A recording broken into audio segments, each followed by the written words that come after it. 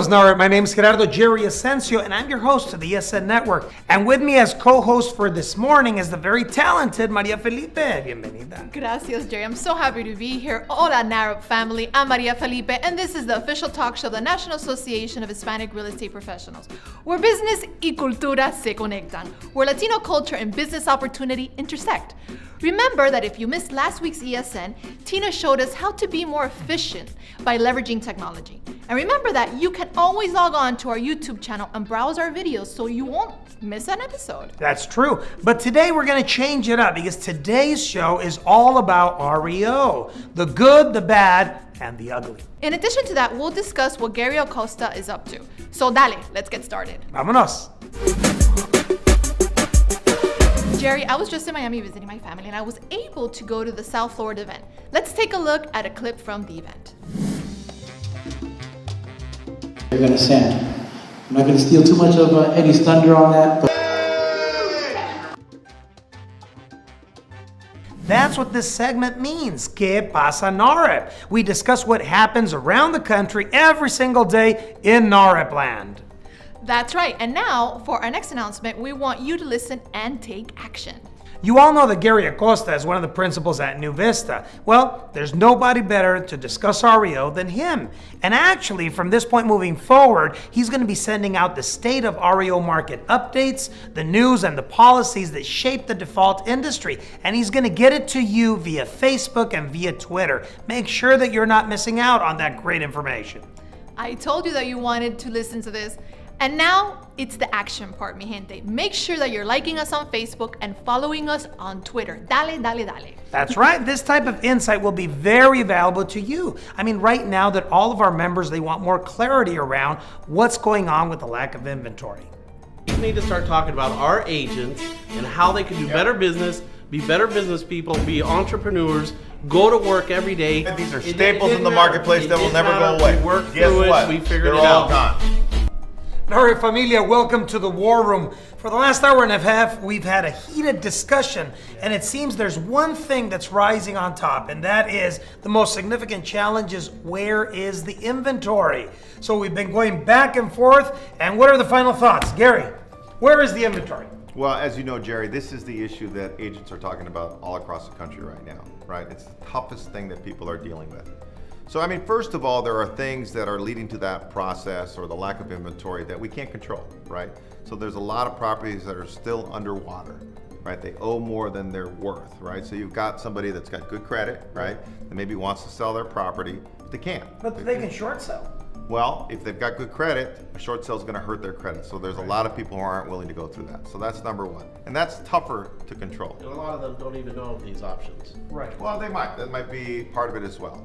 Nonetheless, the second option is the one that we're really talking about because we think there is something we can do about this. And that's the whole phenomena of alternative disposition, right? So alternative disposition basically means that properties that are REO properties in particular that are sold through some non-traditional means, right? If you list the property with a real estate agent and they sell it through the MLS, that's considered a traditional sale. Everything else is alternative disposition. And so over the last year or so, we've seen lenders, holders of REO, sell almost all of their properties through disposition strategies that do not include real estate agents, right? Just wiping their hands from this. Well, Wiping their hands from It's this. a game changer, right? It's a game changer, right? So they're selling them in bulk. They're selling them through drop bid auction. And the real outcome of these processes are almost all of these properties are now being sold to investors. But some people would argue that that's a drop in a very dry bucket, that there are only a very few amount of properties that are actually getting sold that way. Can you elaborate on Arizona situation. Well, I don't think that's true. In Arizona or Maricopa County, last year, 93% of foreclosures were sold through alternative disposition. And almost all of those were sold to investors. They didn't go to homeowners. They didn't go to homeowners. And then at the same time, our homeowners right now, because I know the same thing that's going on in Phoenix is going on in Las Vegas or Southern California, is that it's multiple offers all day long. To get a family under contract, sometimes it takes 3, 4, 5 months for that to happen. And look what's happened in Arizona over the last 12 months, right? We all see that as a very hard hit market. Did you know that property values increased in Arizona last year or in the Phoenix area by 23% in 1 year? an all-time high.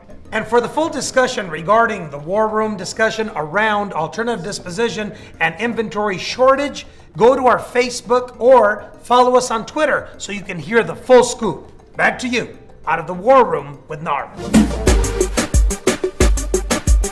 So this week's message is to take action, tomar acción. Así que like us on Facebook and follow us on Twitter.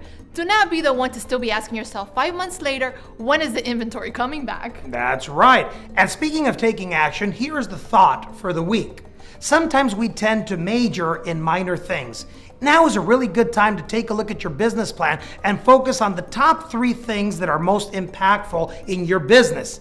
And make sure that every working day of the week, you're dedicated to at least one of those activities. Again, mis hermanos, do not major in minor things.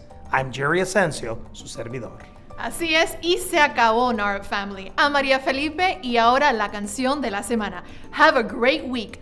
Los dejamos con Charlie Cruz. Devórame otra vez, devórame otra vez, que la boca me sabe a tu cuerpo, desespera mis ganas por ti. Ay, na, na, na, na. Ay, na, na, na, na. So this week's message...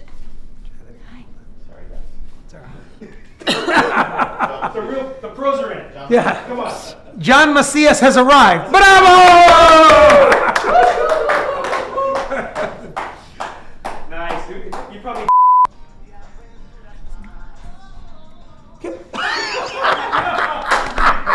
I have inspired you, my son. There's some male bonding happening right here, okay? So tranquilos.